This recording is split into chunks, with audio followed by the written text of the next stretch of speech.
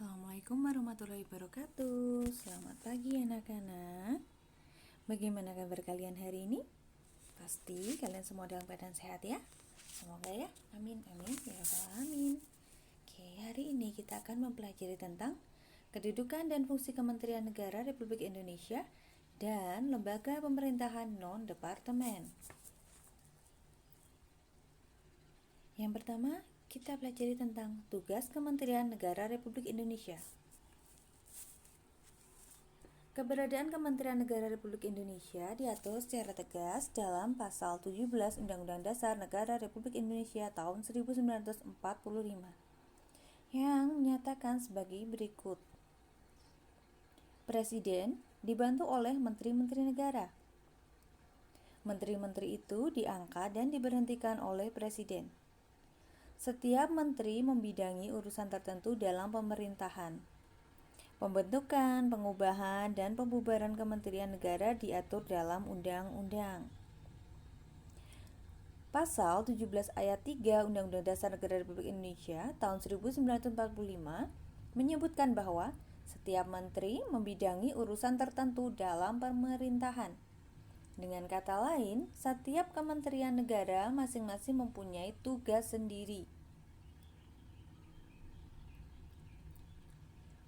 Adapun urusan pemerintahan yang menjadi tanggung jawab Kementerian Negara adalah sebagai berikut.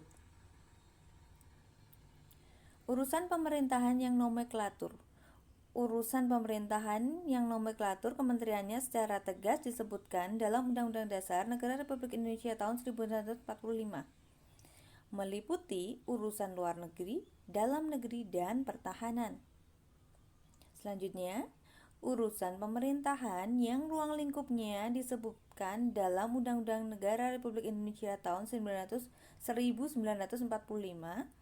meliputi urusan agama, hukum, keuangan, keamanan, hak asasi manusia, pendidikan, kebudayaan, kesehatan sosial, ketenagakerjaan, industri, perdagangan, pertambangan, energi, pekerjaan umum, transmigrasi, dan lain sebagainya.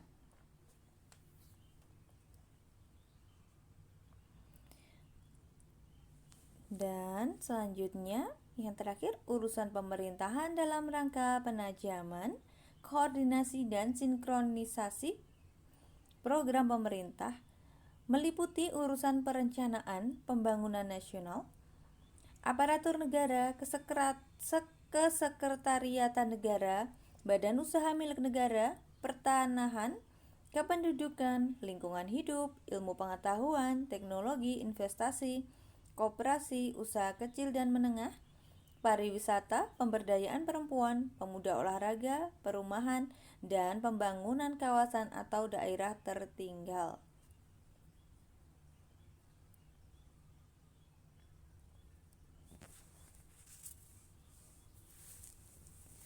Selanjutnya kita pelajari tentang klasifikasi Kementerian Negara Republik Indonesia berdasarkan Peraturan Presiden Republik Indonesia Nomor 7 Tahun 2015.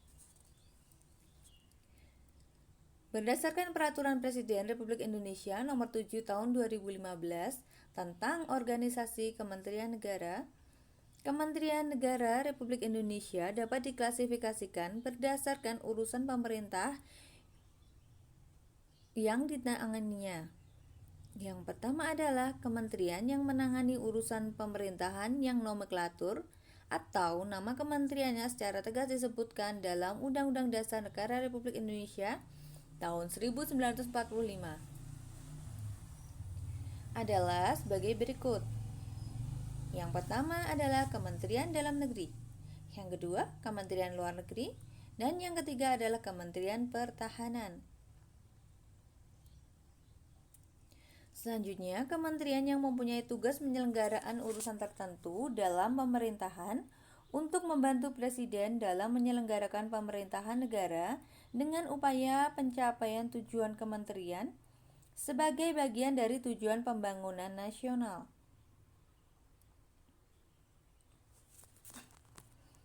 Berikut adalah kementerian-kementerian tersebut.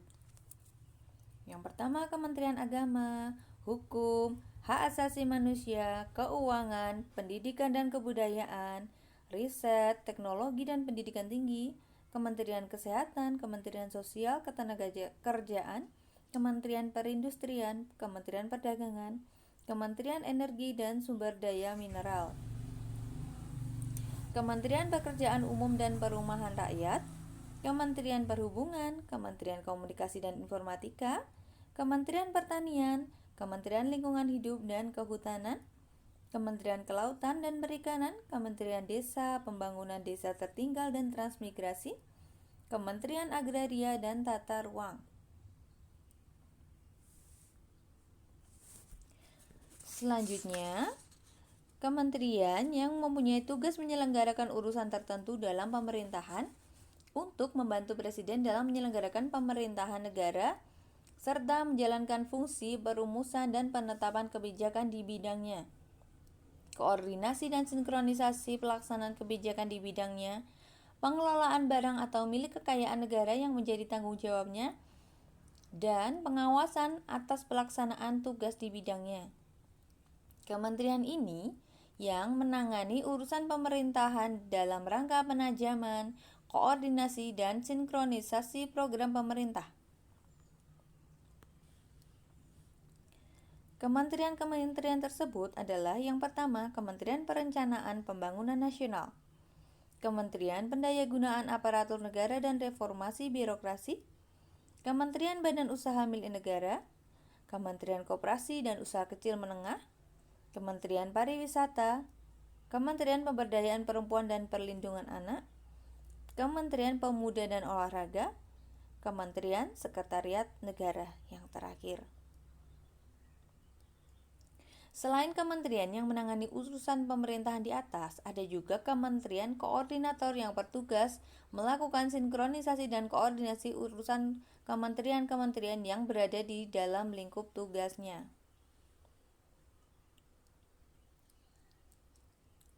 Selanjutnya, kementerian koordinator yang bertugas melakukan sinkronisasi dan koordinasi urusan kementerian-kementerian yang berada di dalam lingkup tugasnya. Kementerian koordinator terdiri atas beberapa kementerian sebagai berikut. Kementerian Koordinator Bidang Politik, Hukum, dan Keamanan yang terdiri dari Kementerian Dalam Negeri, Kementerian Hukum dan HAM, Kementerian Luar Negeri, Kementerian Pertahanan, Kementerian Komunikasi dan Informatika, Kementerian Pendayagunaan Aparatur Negara dan Reformasi Birokrasi. Selanjutnya, Kementerian Koordinator Bidang Perekonomian. Yang pertama, Kementerian Keuangan, Kementerian Ketenagakerjaan, Kementerian Perindustrian, Kementerian Perdagangan, Kementerian Pekerjaan Umum dan Perumahan Rakyat, Kementerian Pertanian, Kementerian Lingkungan Hidup dan Kehutanan, Kementerian Agraria dan Tata Ruang atau Badan Pertanahan Nasional, Kementerian Badan Usaha Milik Negara, Kementerian Koperasi dan Usaha Kecil dan Menengah. Yang selanjutnya adalah Kementerian Koordinator Bidang Pembangunan Manusia dan Kebudayaan. Yang pertama, Kementerian Agama, Kementerian Pendidikan dan Kebudayaan, Kementerian Riset Teknologi dan Pendidikan Tinggi, Kementerian Kesehatan, Kementerian Sosial, Kementerian Desa, Pembangunan Daerah Tertinggal dan Transmigrasi. Selanjutnya Kementerian Pemberdayaan Perempuan dan Perlindungan Anak, dan yang terakhir adalah Kementerian Pemuda dan Olahraga. Yang keempat dan terakhir yaitu Kementerian Koordinator Bidang Kemaritiman, yaitu Kementerian Energi dan Sumber Daya Mineral, Kementerian Perhubungan, Kementerian Kelautan dan Perikanan, dan Kementerian Pariwisata. Selanjutnya akan kita pelajari tentang lembaga pemerintah non-kementerian atau yang disingkat sebagai LPNK. Selain Kementerian Negara, Republik Indonesia juga memiliki lembaga pemerintah non-kementerian atau LPNK, yang dahulu namanya Lembaga Pemerintah Non-Departemen. Lembaga pemerintah non-kementerian merupakan lembaga negara yang dibentuk untuk membantu Presiden dalam melaksanakan tugas pemerintahan tertentu. Lembaga pemerintah non-kementerian berada di bawah presiden dan bertanggung jawab langsung kepada presiden melalui menteri atau pejabat setingkat menteri yang terkait. Keberadaan lembaga pemerintah non-kementerian diatur oleh Peraturan Presiden Republik Indonesia, yaitu Keputusan Presiden Republik Indonesia Nomor 103 Tahun 2001 tentang kedudukan, tugas, fungsi, kewenangan, susunan organisasi dan tata kerja lembaga pemerintahan non-departemen. Di antaranya adalah Arsip Nasional Republik Indonesia atau ANRI, Badan Informasi Geospasial atau BIG, Badan Intelijen Negara atau BIN, Badan Kepegawaian Negara atau BKN, di bawah koordinasi Menteri Pendayagunaan Aparatur Negara dan Reformasi Birokrasi, dan lain-lain.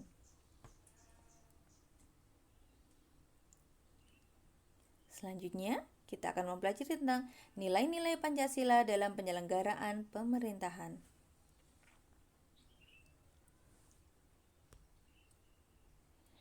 Sistem nilai adalah konsep atau gagasan yang menyeluruh mengenai sesuatu yang hidup dalam pikiran seseorang atau sebagian besar anggota masyarakat tentang apa yang dipandang baik. Pancasila yang termuat dalam pembukaan Undang-Undang Dasar Negara Republik Indonesia tahun 1945 merupakan landasan bangsa Indonesia yang mengandung 3 tatanan nilai utama, yaitu dimensi spiritual, dimensi kultural, dan dimensi institusional.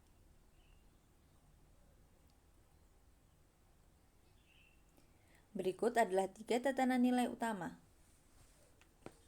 Yang pertama adalah dimensi spiritual, yang mengandung makna bahwa Pancasila mengandung nilai-nilai keimanan dan ketakwaan terhadap Tuhan Yang Maha Esa sebagai landasan keseluruhan nilai dalam falsafah negara.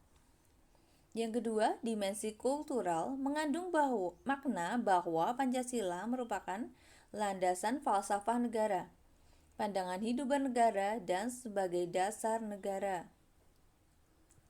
Yang ketiga adalah dimensi institusional, mengandung makna bahwa Pancasila harus sebagai landasan utama untuk mencapai cita-cita dan tujuan bernegara dan dalam penyelenggaraan pemerintahan. Aktualisasi nilai spiritual dalam Pancasila tergambar dalam sila ketuhanan Yang Maha Esa. Hal ini berarti bahwa dalam praktik penyelenggaraan pemerintahan tidak boleh meninggalkan prinsip keimanan dan ketakwaan terhadap Tuhan Yang Maha Esa. Nilai ini menunjukkan adanya pengakuan bahwa manusia, terutama penyelenggara negara, memiliki keterpautan hubungan dengan Sang Penciptanya. Artinya, dalam menjalankan tugas sebagai penyelenggara negara, tidak hanya dituntut patuh terhadap peraturan yang berkaitan dengan tugasnya, tetapi juga harus dilandasi oleh satu pertanggungjawaban kelak kepada Tuhannya di dalam pelaksanaan tugasnya. Yang terakhir, hubungan antara manusia dan Tuhan yang tercermin dalam sila pertama sesungguhnya dapat memberikan rambu-rambu agar tidak melakukan pelanggaran-pelanggaran, terutama ketika seseorang harus melakukan korupsi atau penyelewengan harta negara lainnya dan perilaku negatif lainnya. Nilai spiritual inilah yang tidak ada dalam doktrin good governance yang selama ini menjadi panduan dalam praktek penyelenggaraan pemerintahan di Indonesia. Nilai spiritual dalam Pancasila ini sekaligus menjadi nilai yang seharusnya dapat teraktualisasi dalam tata kelola pemerintahan. Dalam praktik penyelenggaraan pemerintahan, nilai falsafah termanifestasikan di setiap proses perumusan kebijakan dan implementasinya. Nilai Pancasila harus dipandang sebagai satu kesatuan utuh di setiap praktik penyelenggaraan pemerintahan, khususnya dalam memberikan pelayanan kepada masyarakat agar tidak terjadi perlakuan yang sewenang dan diskriminatif. Selain itu, nilai spiritualitas menjadi pemandu bagi penyelenggaraan pemerintahan agar tidak melakukan aktivitas-aktivitas di luar kewenangan dan ketentuan yang sudah digariskan. Sekian materi hari ini. Terima kasih kalian sudah mendengarkan dan melihat dengan baik. Jangan lupa untuk merangkum tugas yang sudah Ibu berikan. Kemudian kalian kerjakan tugas-tugas yang sudah Ibu berikan. Dan semoga materi ini dapat membantu kalian dalam belajar. Terima kasih. Wassalamualaikum warahmatullahi wabarakatuh.